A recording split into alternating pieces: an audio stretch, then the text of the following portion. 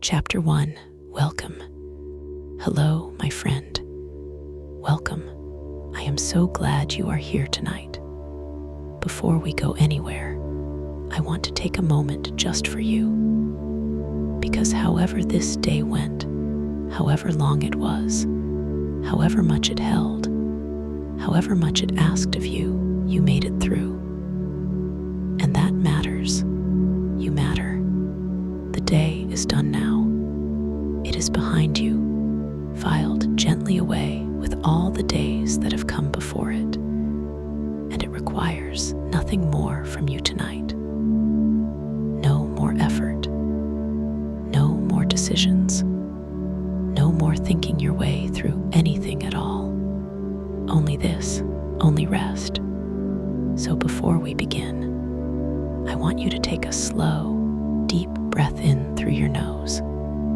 Fill the lungs from the very bottom. Feel the belly pressing gently outward, the chest rising, the whole torso filling from the base upward with something warm and completely clean.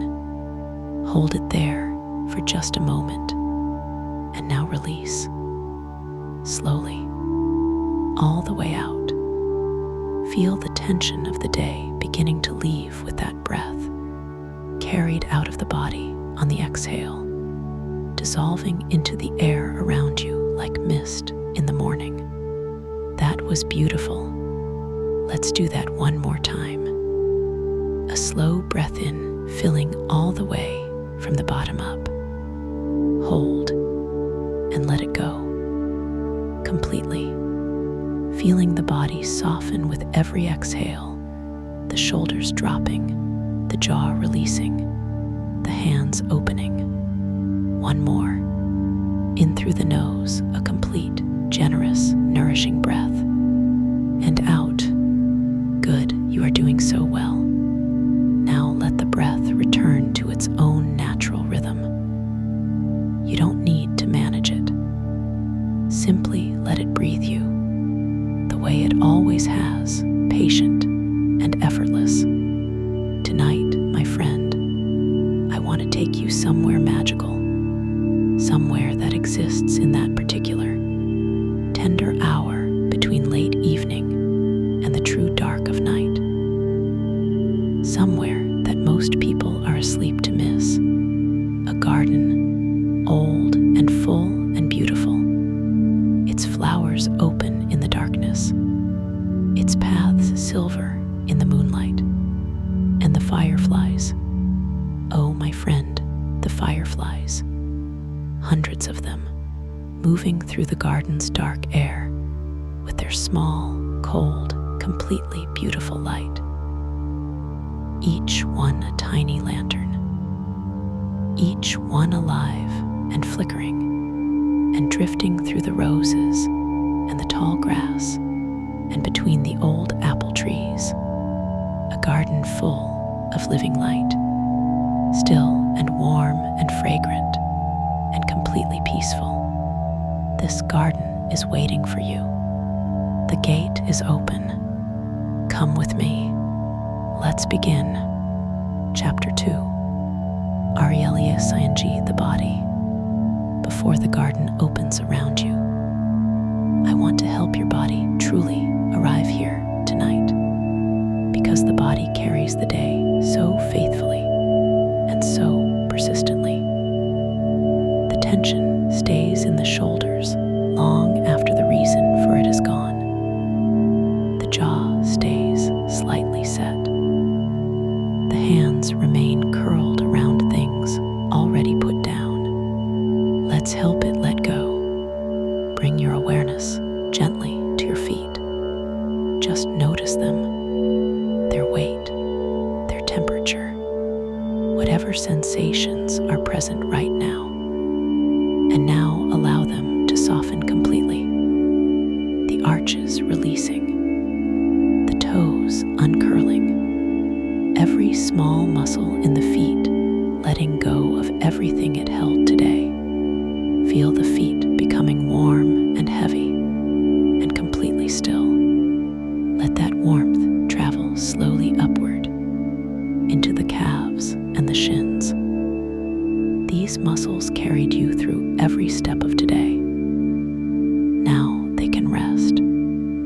Feel them softening and releasing, growing heavy, sinking deeper into whatever surface is beneath you. The knees, the thighs, all of it releasing, warm and heavy and at rest. The hips, the lower back. Allow whatever you have been carrying here, and we so often carry more than we know, to simply let go. Feel the muscles spreading and softening. The whole lower body heavy and warm and completely released. The belly, let it be completely soft. No holding in, no tension. Just the easy, natural rise and fall of the breath. The chest, feel the heart there beating steadily, faithfully. Feel the chest soften around it with every exhale. The shoulders, let them drop, really drop, away from the ears as far as they want to go. Feel the muscles there releasing the grip they have held all day. Down the arms, heavy and warm, the elbows, the forearms, the wrists, the hands, let the fingers open softly. The hands have held so much today. They can hold nothing tonight.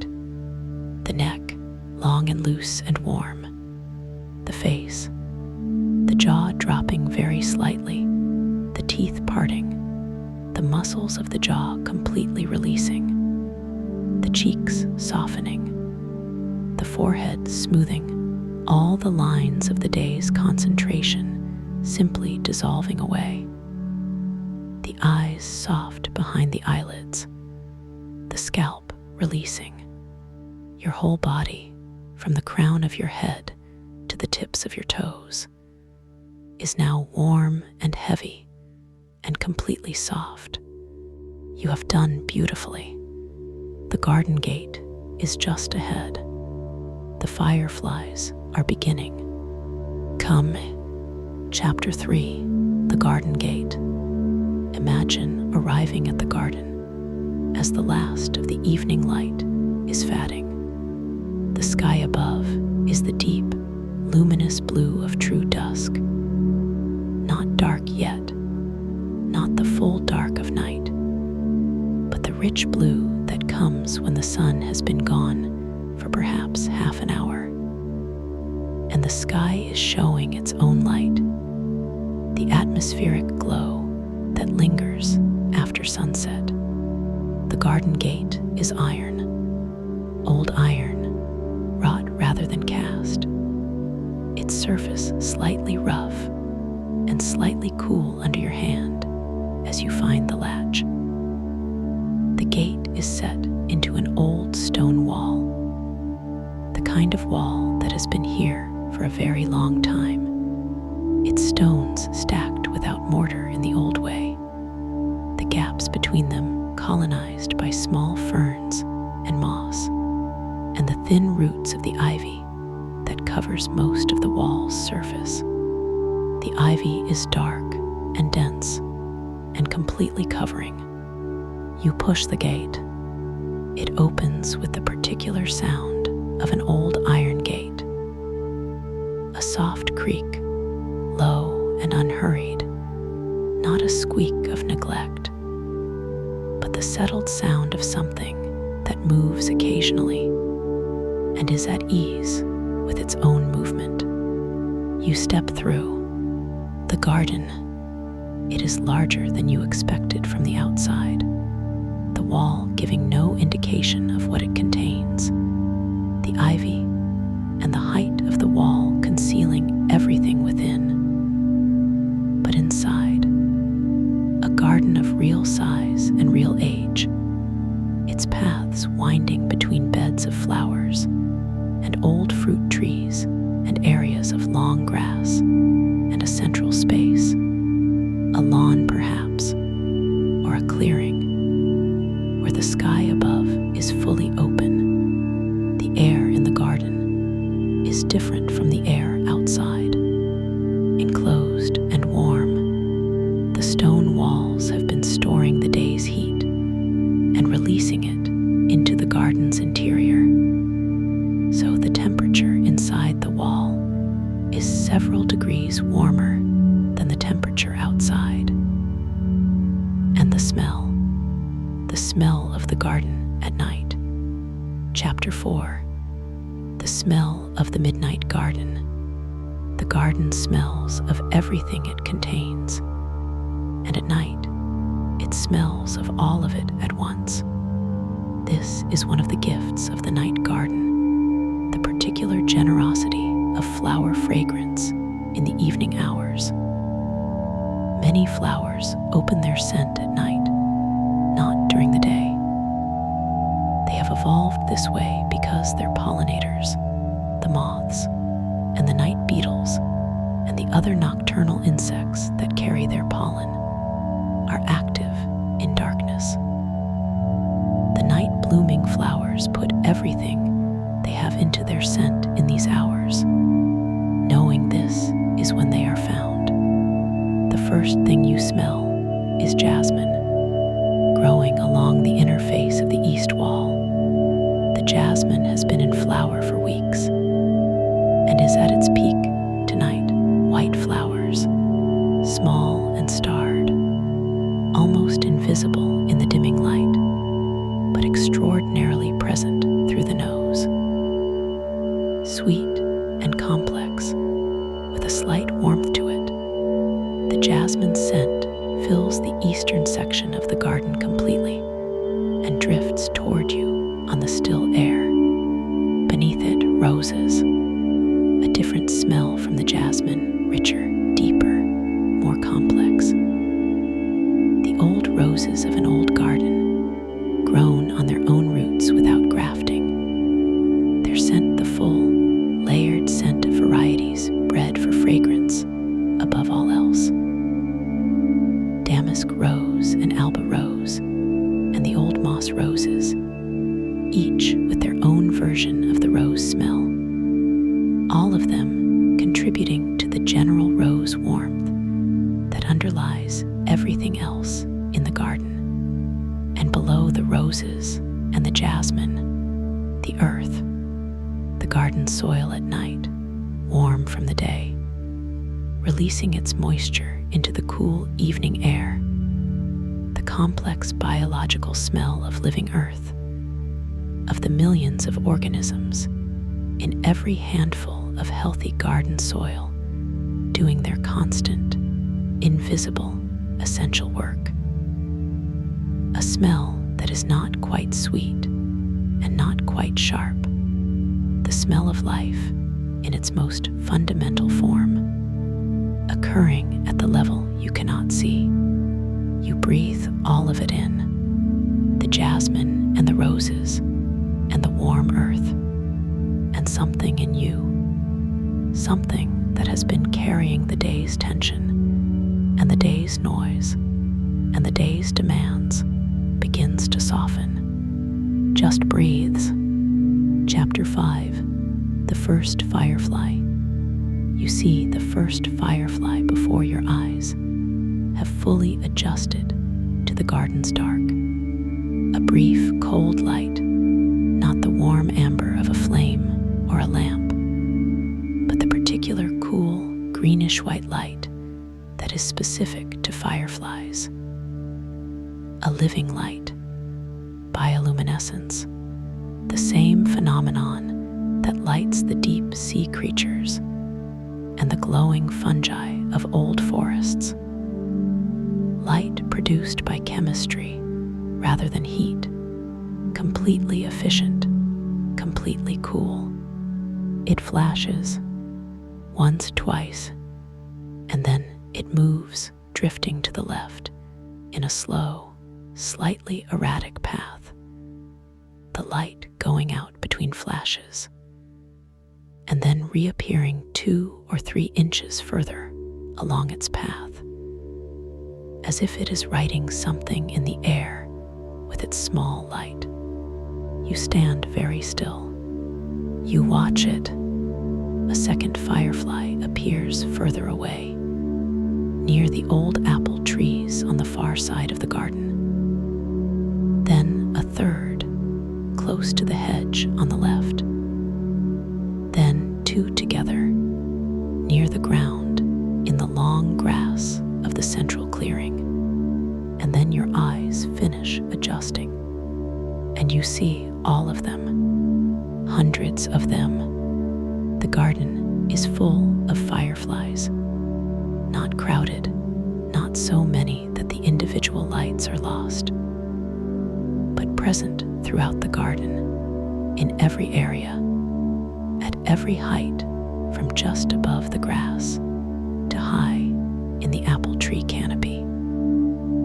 Each one pulsing its individual signal, drifting on its own course, the whole assembly creating a living constellation within the garden walls. Cold light everywhere, cold, beautiful, living light. You breathe, and you feel there is only one word: wonder. Chapter 6, Walking the Path. There is a path. It is stone, the same old stone as the wall, pale gray in the moonlight. Its surface slightly uneven from years of settling, and the roots of the plants on either side working their way beneath it. The path winds rather than runs straight. It was laid by someone who wanted to move through the garden slowly, who understood that a curving path extends the garden, makes it feel larger, offers a different view at every bend. You follow it. The first section takes you between two borders of flowers, tall plants on both sides, their blooms at face height and above, their shapes becoming silhouettes in the late dusk. Hollyhocks, perhaps, or delphiniums, tall spires of flower that in daylight would be brilliant color, but now are only shapes. Their color returned to them when a firefly drifts close, and its light briefly illuminates a petal, a deep pink petal, lit for a fraction of a second by the passing firefly, then dark again. You walk slowly. There is no hurry here. There has never been any hurry in this garden. The garden is not that kind of place. It is the kind of place that insists, gently and without agenda, that you move at the pace the garden sets rather than the pace you carry from outside. And the pace the garden sets is slow. Walk slowly. Look carefully. Be here. You breathe the jasmine and the roses. You watch the fireflies. You follow the path. Chapter 7, The Apple Trees. The path leads you to the old apple trees. There are 6 of them, arranged not in a formal orchard pattern, but in the irregular spacing of trees planted a long time ago by someone who placed them by feel rather than geometry. Their trunks are old and gnarled, the bark deeply furrowed, the wood beneath hard and dark. Their shapes are the shapes of very old apple trees, wide and spreading rather than tall, their branches reaching outward in long, sinuous curves that hold their heavy summer loads of fruit, and still hold the memory of those loads in their permanent slight droop. The apples are not yet ripe. It is summer, and the apples are still months from harvest, small and hard and very green, visible in the moonlight as dark round shapes against the lighter sky. But the leaves are full and dark and numerous, and through them the fireflies move. The apple trees with fireflies in them This is one of the most beautiful things you have ever seen. The dark, complex canopy of the old tree, the layers of leaves, the branching structure, the irregular spaces between the branches through which the sky is visible. And through all of it, the fireflies drifting, their cold light moving through the leaves, appearing and disappearing as they pass behind foliage and emerge again on the other side. A tree full of small living lights, moving and pulsing and completely real. You stand beneath the nearest apple tree and look up through its branches, the leaves above, the fireflies between them, the deep blue of the dusk sky above all of it, the first stars just visible now, the night moving from dusk toward dark. You stand there for a long time, just looking up. Chapter 8, The Moon. The moon is rising. You see it first as a brightening of the sky above the eastern wall, a luminosity building behind the ivy-covered stone. The sky above the wall becoming gradually warmer and lighter as the moon climbs toward the wall's upper edge. And then it appears, full or very nearly full, the moon rising above the garden wall, enormous as the rising moon always appears, its face completely lit, its craters and maria visible as subtle variations of light and shadow across its surface. The same face it always shows. The moon is tidally locked, always presenting the same hemisphere to the earth, always the same face. You have known this face your whole life. Every full moon you have ever seen has shown you this same arrangement of light and shadow. And yet, each time the full moon rises, the response is the same: the slight gasp, the immediate stopping, the complete, involuntary attention. It is so beautiful. The moon above the garden wall. Its light falls into the garden and transforms it. The stone path, which was gray before, is now silver. The white flowers, the jasmine, a climbing rose near the gate, the white hydrangeas in the far corner are luminous, almost self-lit, the moonlight finding the white petals and making them glow. The dark flowers are darker, their color absorbed into the general shadow. The grass of the central clearing is silver green, each blade catching the moonlight at the angle of its lean. And the fireflies, in the moonlight, the fireflies are less visible than they were in the dusk. The darkness that made their light so spectacular has been lightened by the moon. And some of the smaller ones are now barely visible against the general glow. But the brighter ones remain, still moving, still pulsing, still writing their cold light language in the warm summer air. Fireflies and moonlight together. The garden holding both. Chapter 9, The Bench. There is a bench in the garden. You find it by the moonlight, a wooden bench, old and slightly greened with age and the damp of many seasons, set at the edge of the central clearing where the grass meets the path. It faces the open center of the garden, and from it you can see most of the garden's expanse, the apple trees to the right, the flower borders ahead, the jasmine wall to the left, the far corner with the white hydrangeas. You sit. The wood of the bench is warm, the garden's enclosed warmth,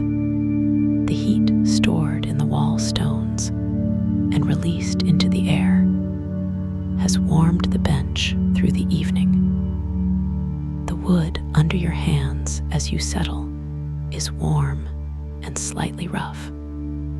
The texture of old wood that has lived outdoors through many years. You sit, you breathe. The garden is around you. The fireflies are everywhere, moving through the borders, drifting across the clearing, poolsing in the apple trees. From the bench, you have the best view of them. The whole garden visible, the fireflies moving through every part of it, the whole living constellation of them, present and distributed and completely beautiful. A firefly comes close, very close, within a meter of your face. It drifts toward you on some current of warm air, poolsing twice, its light briefly illuminating your hands folded in your lap, then drifting away again toward the tall flowers of the border. You were seen by a firefly, very briefly, for a fraction of a second, but seen. Chapter 10. What Fireflies are. Let me tell you about the fireflies, because they are extraordinary, and you are sitting among them, and they deserve to be understood. Fireflies are beetles, not flies, despite the name. Small beetles, mostly soft-bodied, found throughout the temperate world, wherever there is warm summer air and meadows and gardens, and the specific conditions that fireflies need to complete their lives. The light is made in a special organ in their abdomen, a layer of cells called photocytes, which contain a compound called luciferin. When the firefly allows oxygen to reach the luciferin, the chemical reaction that follows produces light. Cold light, not a single degree of heat wasted, unlike the light from a bulb or a flame, which produces far more heat than light. The firefly's light is almost perfectly efficient, almost all of its chemical energy converted directly to light. The light is a conversation. Each species of firefly has its own flash pattern, its own code.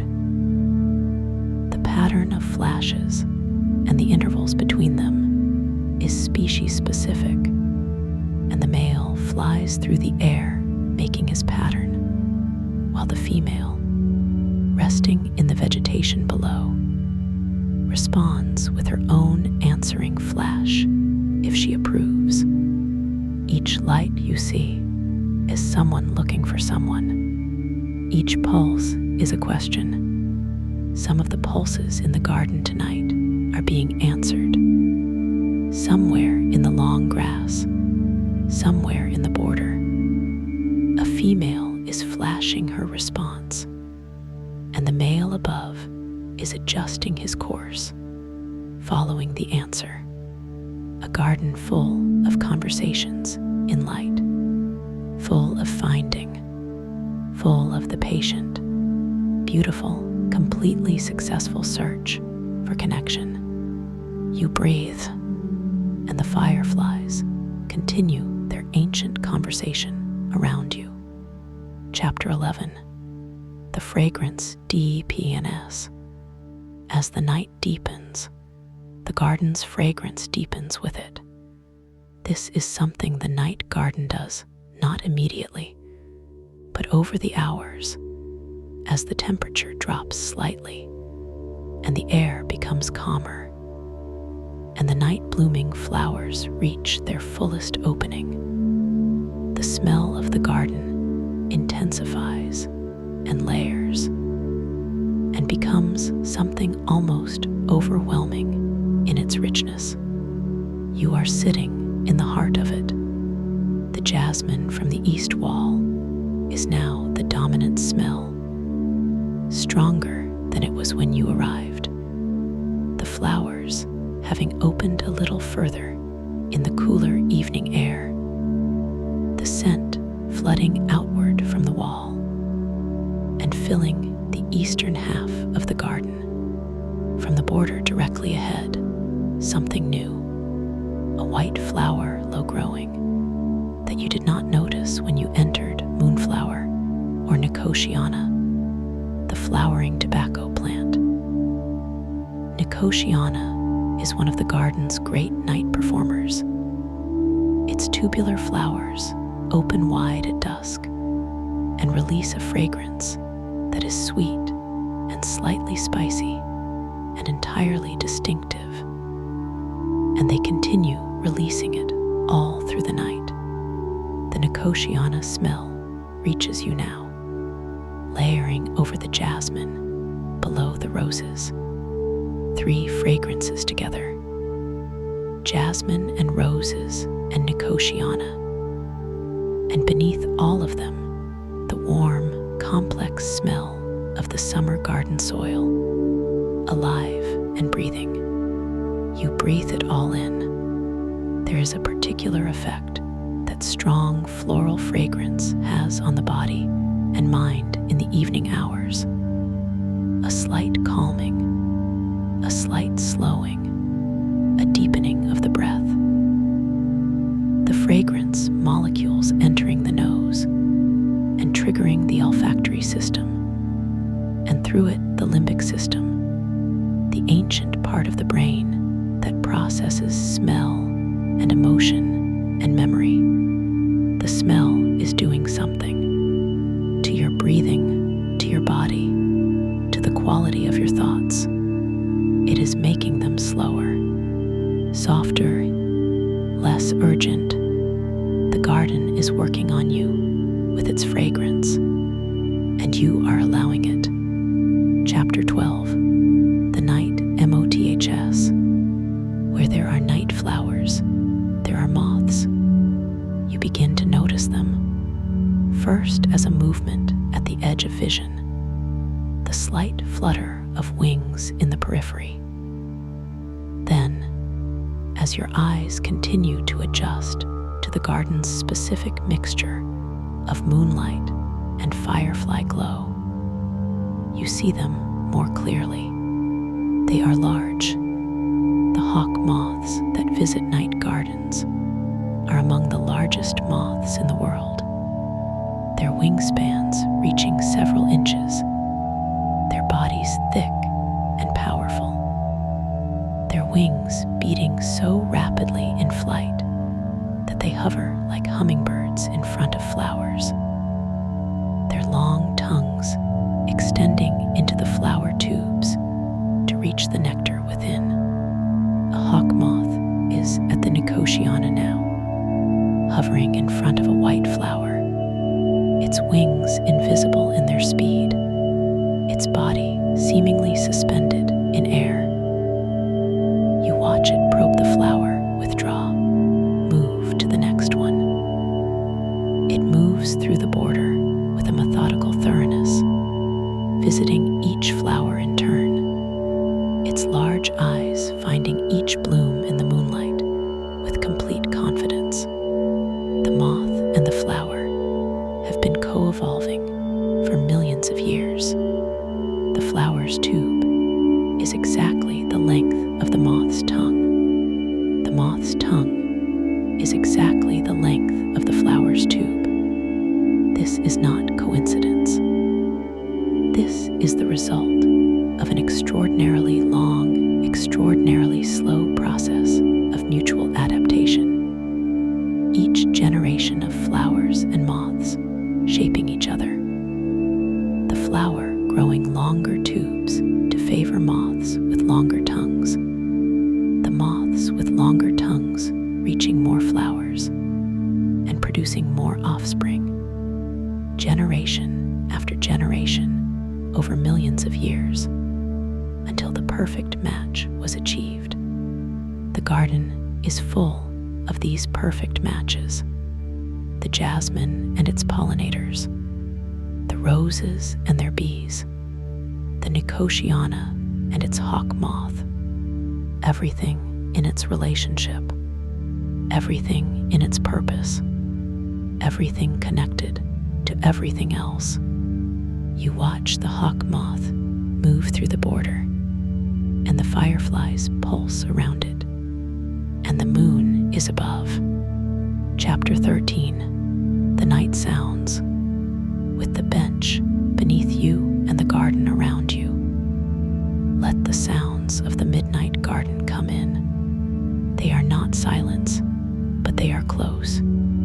The insects, the general, continuous, warm sound of a summer garden at night, a background hum of insect activity that is not a single sound, but many sounds layered.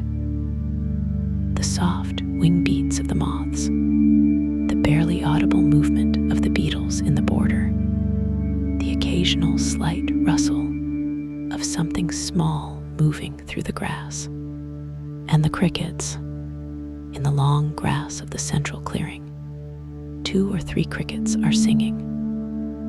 The cricket song is produced by the male rubbing its wings together, a rapid, rhythmic movement that produces that characteristic continuous chirp.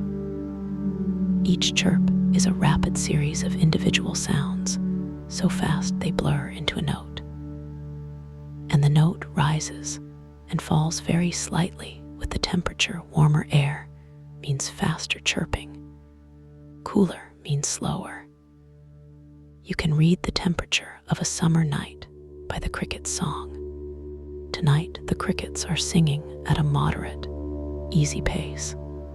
The night is warm but not hot, comfortable, perfect. A tawny owl calls from somewhere beyond the garden wall, from the trees in the field beyond. Its round, resonant call finding its way over the stone and into the garden, carrying the quality of the open country beyond, and from somewhere deeper in the borders, a sound you almost miss. A hedgehog, the snuffling, slightly comic sound of a hedgehog moving through the undergrowth at the base of the border, its nose to the ground, following the scent trails of the beetles and the worms that are its evening meals. You cannot see it. It is dark in the dense base of the border, but you can hear it, the occasional rustle, the snuffle, the small sounds of a small creature doing its nightly rounds. The hedgehog in the garden, unbothered by your presence on the bench, going about its business. Chapter 14. The Garden's A. This garden is old. You can tell by the trees. Apple trees take decades to reach the gnarled, wide-spreading size of these 6 trees, and they look as though they have been here for much longer than decades. 100 years, perhaps more. You can tell by the wall. The stone of it is deeply weathered. The faces of the stones smoothed by rain and time to a rounded softness.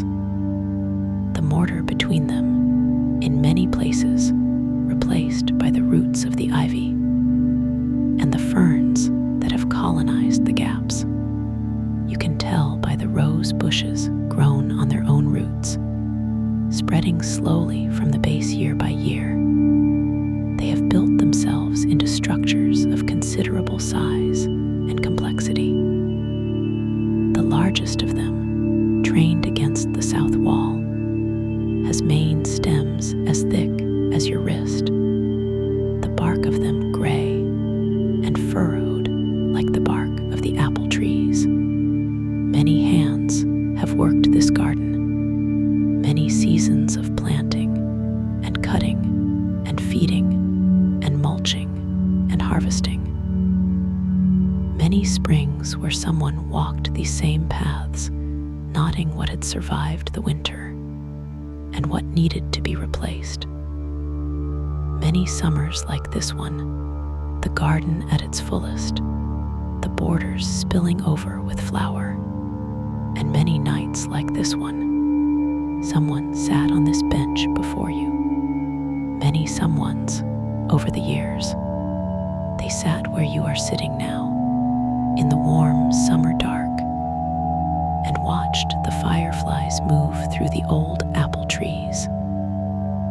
They breathed the jasmine and the roses.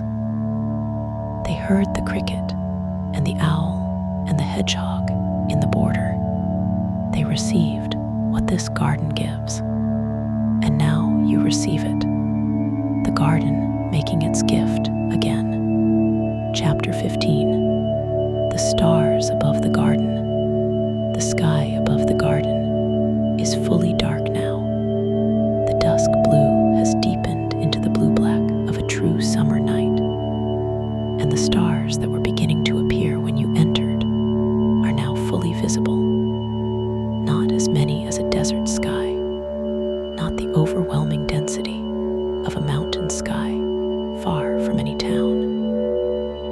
A garden sky in or near a small town, showing the brightest stars and the most prominent constellations through the slightly softened atmosphere of an inhabited landscape. But beautiful, completely beautiful. Orion will not be visible. It is summer, and Orion belongs to winter. But the summer constellations are here. Scorpius low in the south, its curved tail just above the garden wall. Aquila the eagle, its bright star Altair steady near the zenith. And the summer triangle, 3 stars forming a large, unmistakable triangle high overhead. Vega in the constellation Lyra, the brightest of the 3. Deneb in Cygnus, a star so distant and so luminous that its light left it 2,500 years ago. And Altair, the closest of the 3, a mere 17 light years away. The summer triangle, the stars of the warm season, overhead in the garden, while the fireflies pulse below. The sky and the garden in conversation, the stars their cold, fixed light, the fireflies their warm, moving light, the enormity above and the intimacy below. Both real, both beautiful. You tilt your head back on the bench and look up, through the apple tree branches, through the fireflies drifting through the canopy, through the leaves, to the stars, sky and garden and firefly, and you. All of it here, all of it together. Chapter 16. A firefly lands. A firefly lands on your arm. It is so light you almost don't feel it, the weight of it barely registering through your sleeve, a presence rather than a pressure. But you see it, a small beetle, perhaps a centimeter long. Its wing cases dark and glossy in the moonlight. Its abdomen the source of the light that is now at rest. A steady green-white glow rather than a pulse. You hold very still. You look at it. Up close, the firefly is both more and less than the light it produces. A small beetle, which is to say a small and ordinary-seeming insect, with legs and antennae, and the general compact architecture of beetles, but producing from its abdomen a light that is completely extraordinary, a living thing making light, from chemistry, from the reaction of luciferin with oxygen, a reaction it can start and stop at will, a light it can turn on and off with a precision that no human engineer has ever been able to match. It sits on your arm for perhaps 20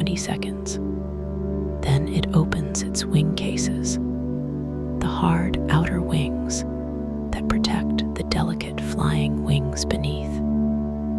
And the flying wings unfold, and it lifts. One more pulse of its light, and it is gone into the garden. But it was here, on your arm, a firefly, briefly, completely real. Chapter 17, The Late Garden. The night has deepened. It is past midnight now, the garden's deepest hour, the hour for which it is named. The midnight garden, the hour when the fireflies are at their most numerous, the fragrance at its most rich, the air at its warmest, the moon at its highest. The moon, directly above now, or nearly so, sends its light straight down into the garden. The shadows are directly below the things that cast them. The apple trees' shadows pooled directly under their canopies. The benches shadow a dark rectangle directly beneath it. The moonlight finds the white flowers. The jasmine is incandescent. The climbing white rose near the gate is luminous. The hydrangeas in the far corner are like gathered moonlight, their great flower heads as white as the moon itself, their surfaces slightly iridescent in the direct moonlight. The fireflies have not diminished. If anything, there seem to be more of them at this hour, more in the clearing, more in the border, more in and around the apple trees. The conversations in light are ongoing, patient, unhurried. Each flash a question, each answering flash a response. The garden at midnight is completely itself, not performing, not putting on a show for you, simply being what it is at this hour, fragrant, alive, lit by the moon and by the fireflies, inhabited by the moths and the hedgehog and the crickets and the owl beyond the wall, and you, sitting on the warm bench in the center of all of it, breathing. Chapter 18, The Meaning of the Garden. You sit on the bench and you think, or you do not quite think, because thinking is too active a word for what is happening. You receive, you notice, you allow the garden to be around you, the fireflies to be what they are, alive and lighting and finding each other in the dark, the flowers to be what they are, open and fragrant and offering their scent to whatever comes, the moon to be what it is, steady and silver and completely itself, the owl beyond the wall to be what it is, the hedgehog in the border to be what it is, and you to be what you are, a person sitting in a garden at midnight, not doing anything, not producing anything, not performing or achieving or managing anything at all, simply sitting, simply breathing, simply being present in a place that is extraordinarily beautiful and completely real. This is enough. This is not just enough. This is exactly what is needed. Not just tonight, but always. The reminder that the world contains this. Old gardens at midnight, full of fireflies. That the fireflies exist. That they have always existed. That every summer, in every garden that is wild enough and dark enough and warm enough, they do this. They light up the night with their small, cold, living light. And if you are still enough and present enough, and willing enough to sit with them. They will light up the night for you. This garden was here before you. It will be here after. But tonight it is yours. Tonight you are here. You deserve this. Chapter 19. Growing Sleepy. The bench is warm. The garden air is warm and fragrant and completely still. The fireflies are moving through the darkness in their slow, beautiful drift. The moon is high. The crickets are singing their temperature-reading song, and your eyes are very heavy. Not fighting sleep heavy, not the heaviness of exhaustion that keeps you awake. The pleasant, gentle, completely welcome heaviness of eyes that have been given something wonderful to look at all evening and are now gradually, softly, beginning to be ready to close. The garden has done its work. The fragrance has slowed the breathing. The fireflies have calmed the mind. The moonlight has softened the thoughts. The warmth has relaxed the body. The sounds of the cricket and the hedgehog and the owl have settled everything that needed settling. You are deeply at peace, not the peace of nothing, the peace of something, the peace of a garden at midnight, full of living things, all of them doing what they do without urgency or performance. The peace of being in the presence of a world that is entirely getting on with itself and is glad to have you here. Let your eyes be as heavy as they want to be. You don't need to keep them open. The fireflies will still be there. The moon will still be there. The garden will still be beautiful. And you will carry all of it with you into sleep. Chapter 20. Good night. Good night, my friend. You did so well today. You made it through. And you brought yourself here to this garden, to this midnight hour, to the fireflies and the moon and the fragrant dark. And the garden received you, as old gardens always receive the people who come to them quietly and sit and breathe and allow. The garden doesn't ask anything of you. It never has.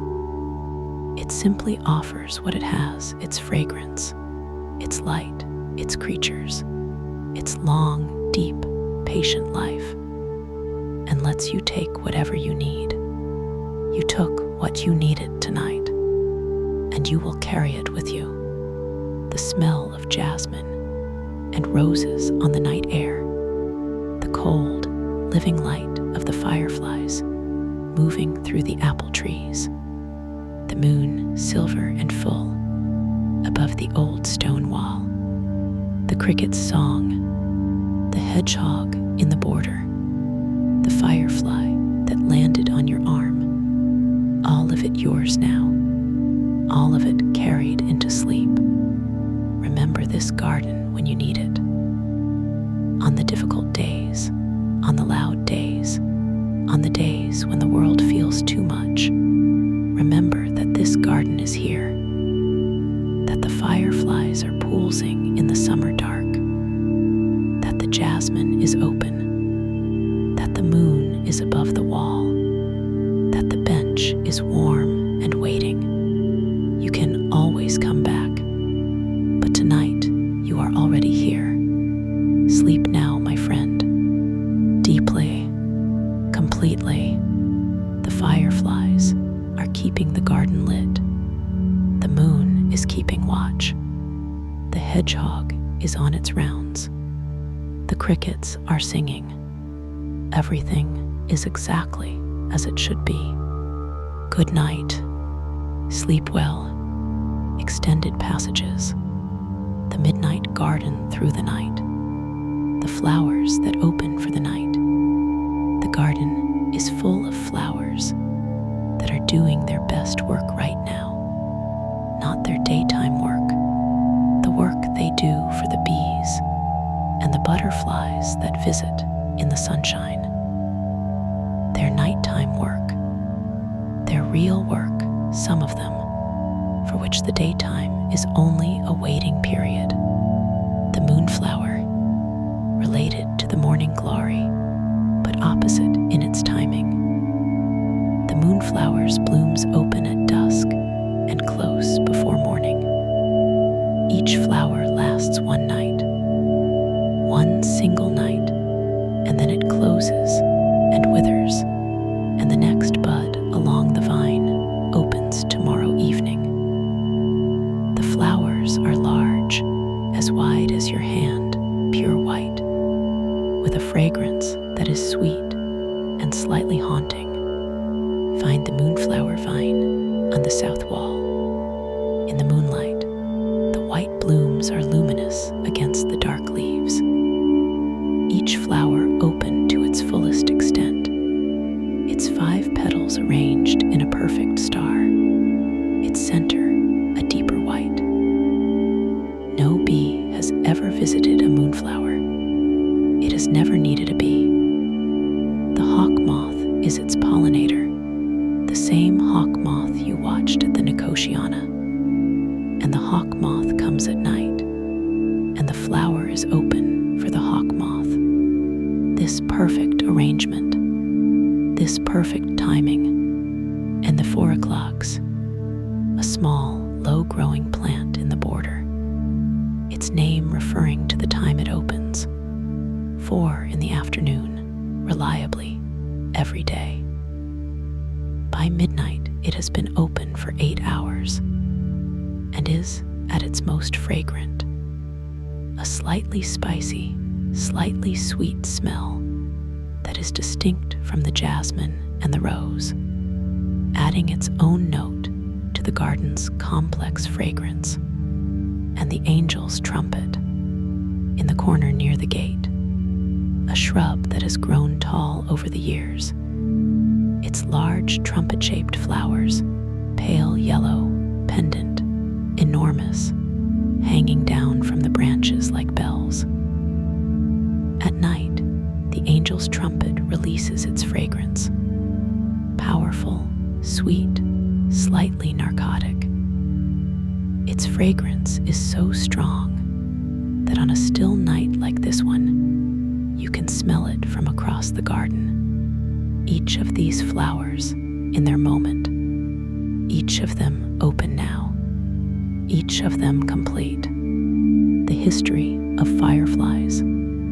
Fireflies have been doing this for a very long time. The fossil record shows firefly ancestors, beetles with the necessary anatomy for bioluminescence, going back at least 100 million years. They were doing this when the dinosaurs were alive. They were poolsing their cold light in the summer warm of the Cretaceous period, in forests that no longer exist, under a sky that held different constellations, because the stars were in different positions, because 100 million years is enough time for the stars themselves to move. The same chemistry, the same luciferin, the same cold light, for 100 million years. And before that, the chemistry was older still. The ability to produce light from luciferin is much more ancient than the firefly. It appears in bacteria, in marine plankton, in deep-sea fish, in fungi that glow in old forests. The chemistry of bioluminescence is one of the oldest chemistries on Earth, evolved independently dozens of times by different organisms in different environments. Life has been making light since very early in its history. The firefly is one of the latest and most spectacular examples of this ancient inclination. The garden tonight is participating in something 100 million years old. The fireflies pooling their cold light in the apple trees. The same light, the same summer, the same search. The garden's soil, below the path, below the lawn, below the roots of the apple trees and the roses and the jasmine. The garden's soil, a living world. A tablespoon of healthy garden soil contains more organisms than there are human beings on Earth. This is not a metaphor and not an exaggeration. It is simply the extraordinary density of microbial life in productive soil. The bacteria and the fungi and the protozoa and the nematodes and all the other organisms too small to see and too numerous to count. All of them living their lives in the darkness between the soil particles and the visible organisms. The earthworms. A healthy garden has hundreds of earthworms per square meter, tunneling through the soil, pulling organic matter down from the surface and leaving their castings behind, aerating the soil with their passages, connecting the surface world to the deeper world in their constant, patient, completely essential work. The earthworms are active tonight. At night, when the surface is cool and damp with dew, the earthworms come closer to the surface. Some of them emerge entirely, moving across the lawn in the moonlight, small, soft, completely vulnerable, doing what they must do. The hedgehog knows this. The hedgehog's route through the garden border has been designed by the hedgehog, by its nose, by the accumulated knowledge of its nightly rounds, to take advantage of the earthworms that emerge at this hour. Its snuffling nose finding them in the dew-damp grass, its quick tongue collecting them. The hedgehog and the earthworm, the hawk moth and the nicotiana, the firefly and the answering firefly in the grass. Everything in relationship, everything connected. The garden, a web of these connections, most of them invisible, all of them real. The dew, as the night deepens, the dew is forming on every surface in the garden that is cooler than the air above it. And at this hour of the night, many surfaces have cooled below the dew point. Water is condensing from the air, a thin film of water on every leaf surface, on the grass blades of the lawn, on the petals of the flowers, on the stone of the path, on the wooden slats of the bench you are sitting on. The dew is forming on your coat, too, a very fine, almost imperceptible dampness on the outer surface of the fabric. The air giving up its moisture to whatever surface it touches. The world slowly becoming wet from the outside in. This is how the garden waters itself in summer. The dew, collected every morning, evaporating with the sun, collected again the next night. Not enough to replace rain. The garden needs rain, and it gets it.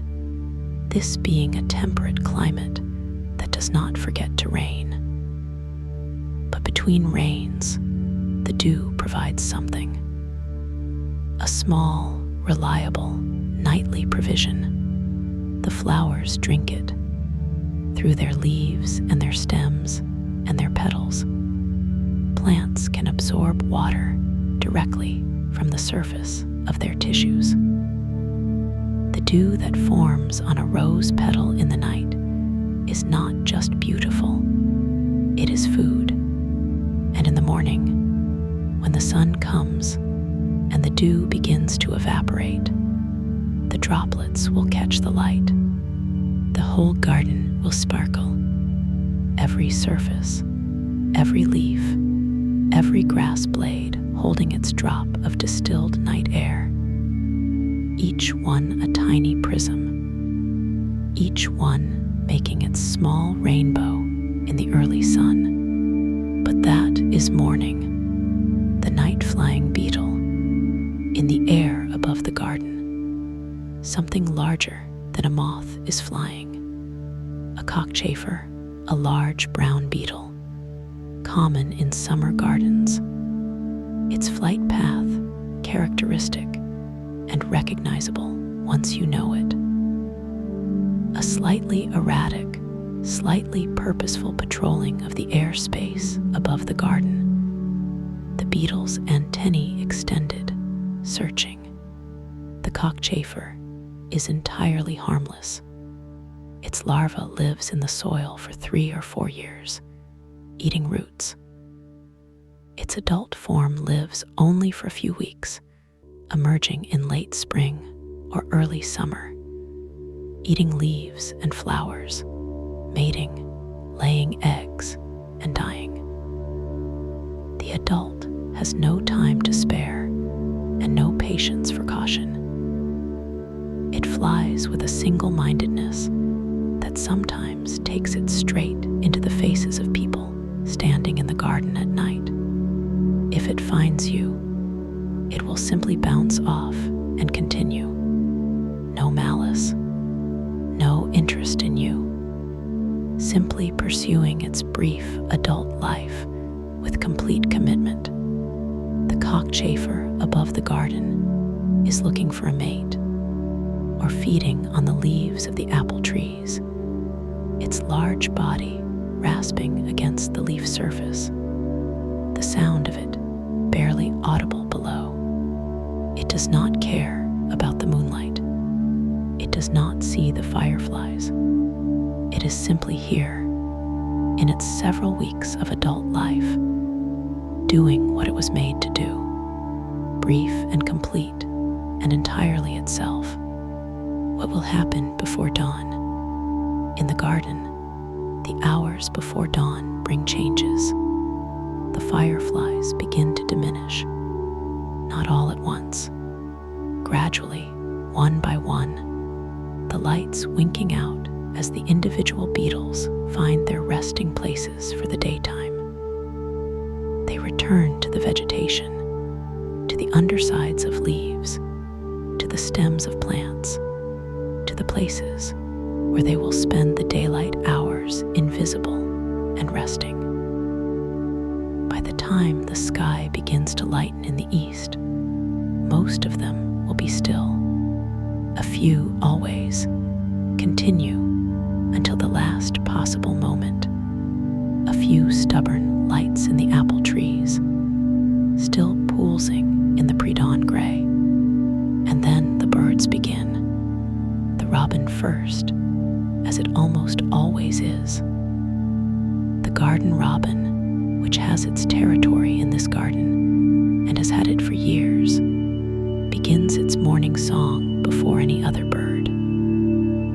Its song at this hour is different from its daytime song, slower, more contemplative, the notes more carefully placed, as if the robin at dawn is saying something different from what it says at noon. Then the blackbird's song is the richest thing the garden will hear, full and complex and completely beautiful, the phrases varying, the bird improvising within its style, each song slightly different from the last. The blackbird sings from the top of the garden wall, or from the highest branch of the tallest apple tree, its song carrying over the wall and into the field beyond and back again. And with the birds, the light, the first light that finds the garden, is indirect, the sun itself is above the horizon, a pale, even blue-white light that shows you the garden in a completely different way from the moonlight. The colors return. Under the moon, the garden was silver and black and white. In the first daylight, the colors come back. The green of the grass and the leaves, the pink of the roses, the yellow of the sunflowers that face east and are already turning toward the coming sun, the purple of the lavender along the path edge, the garden awakening, the dew sparkling on every surface, the birds singing, the last firefly going to its rest, and the day beginning. But that is later, much later. Right now, the midnight garden. Right now, the fireflies. Right now, the moon. Right now, you on the warm bench, breathing the fragrance of jasmine and roses. Right now, sleep. You are held. The garden holds you, not metaphorically, or not only metaphorically. The wall holds the warmth that holds the air, that holds the fragrance, that holds your breath and your attention and your tired body in the chair. The garden holds you the way that good places hold people who are ready to be held. And you are ready. You have been ready since you arrived, since you pushed open the iron gate and stepped through, and the smell of the garden reached you. Some part of you that has been held at a certain tension all day, all week, longer perhaps, released then. Something unknotted. The garden does this. Old gardens particularly. Gardens that have been tended by many hands over many years, that have accumulated not just the physical history of their planting and pruning and care, but something more subtle. The accumulated intention of all the people who have worked and sat and walked and simply been in them. The garden wants to help, not consciously, not the way a person wants to help, but in the way that places shaped by care over time carry that care in themselves, so that you feel it when you enter. The care that has gone into this garden over all its years is present in the air and the paths and the old gnarled trees and the bench warm under your hands. It surrounds you. It holds you. You are held. The fireflies pulse. The moon is high. The jasmine is fragrant. The roses are fragrant. The nicotiana is fragrant. The hawk moth has been to every flower. The hedgehog has made its rounds. The robin will begin before long. The dew is forming on every surface, and you are at peace, deeply, completely, held by the garden, held by the fragrance, held by the living light of 100 fireflies. You came here tonight. You gave yourself this. The garden received you. Sleep now, my friend. Sleep deeply. The fireflies are keeping their light. The moon is keeping its watch. The garden is breathing around you. You deserve every moment of this peace, every single moment. Good night. Sleep well. Good night, and